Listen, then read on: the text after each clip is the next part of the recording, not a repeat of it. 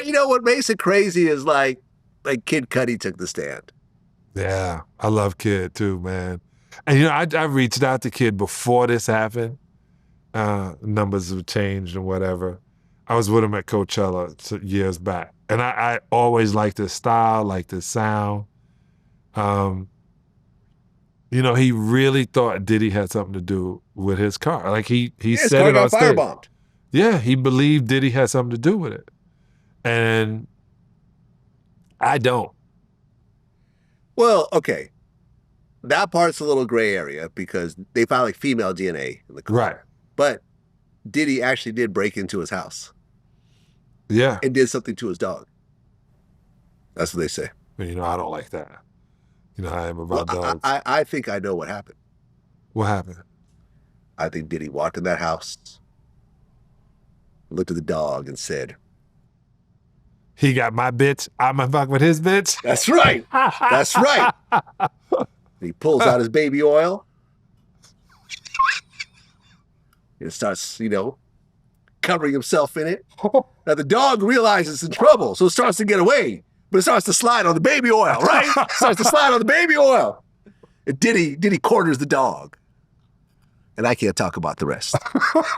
Because Kid Cudi said the dog was never the same after that. It was very jumpy and so forth. Like, yeah, I think Diddy. Take that. Take that. Diddy fuck Kid Cudi's dog. That's what I think. I mean, you know, I have no proof of this. Take that. You know what's funny, right? Is when I was talking to the Punisher, and I told him in the beginning, I said, I'm very uncomfortable as a heterosexual male calling you that. Okay? Because I know what it means. We're not talking about the comic book character right now.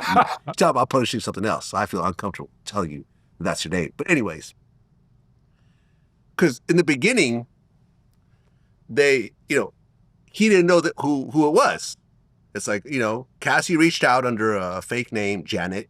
Said, oh, me and my husband, we just like to have sexy scenes. So he came over. She's wearing a wig. He doesn't recognize her because, you know, the shaved head, you know, you couldn't see it. You know, this guy comes in. He's covered. And then this one time he came in, this maybe 6 months later, they're at the Essex House Hotel.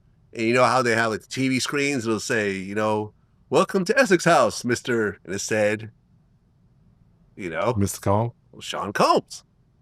He was like, oh, it's Diddy. Oh, that must be Cassie then. He was like, oh shit. And at that point, when like everyone realized that everyone knew who each other was, the mask came off and he said that Diddy just wore a Yankees hat. And that's it. Every time. Well, you know what also? No, well, I just want to finish the story, right? Mm-hmm.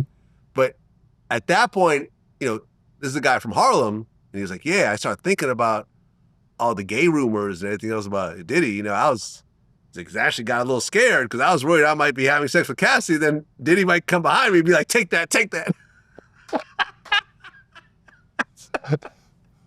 But when I look at the Punisher, I was like, is this helping his career? Well, I mean, he wrote a book about, and his book is actually about erectile dysfunction. Right.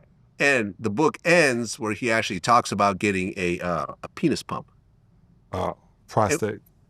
Well, yeah, we actually go into the whole, like how it works and so forth. He said it was like one of the best decisions of his life. So I guess there's a difference between like a penis pump, which is just used to maintain an erection, and a penis enlargement. Right. The penis enlargement is where things kind of go wrong, right? Like I had heard a rumor that Elon Musk had a botched penis enlargement. Well, not botched enough. He got 12 kids. Well, it doesn't mean that it doesn't work. It just means that it probably looks weird. Maybe if you put the sperm on your nipples. And run your nipple inside. Whatever that may be. Yeah. No, but he described how it works. There's this little pump, like kind of under your testicles and so forth. So usually when you get your prostate cut out, you can opt for a pump. Okay. So when they take the prostate out, every man is going to have or die from prostate cancer. Period. End of discussion. If you don't believe me, go into Vlad's comments and tell me I'm wrong. But that's the truth. Every man is going to have or die from prostate cancer. So I constantly am doing as many things as I can to work on my prostate. If I get up and go to the bathroom at 2 o'clock, 3 o'clock in the morning, 4 o'clock in the morning, and I've been supposedly asleep for 3 hours, I know it's my prostate. So I just was always thinking of how to keep that going and getting that pump. I have my boy named Ron. He says the girls like pumping it. And I was like, you're making a joke of this. He said, Sal, I have to. He said, man, I sit there and one girl is rubbing and the other one is just pumping it, and they just watch it go up and go up. And he says, it just doesn't have the energy of the blood to go up, but I have sensitivity. And I was like, okay. So Yeah, I just wondered if it was going to help him. Yeah, I mean, look, he said he convinced his dad to get one, who was like in the 60s at the time, and they both say it was the best decision ever. I mean, listen, when I'm like 70, I might do it.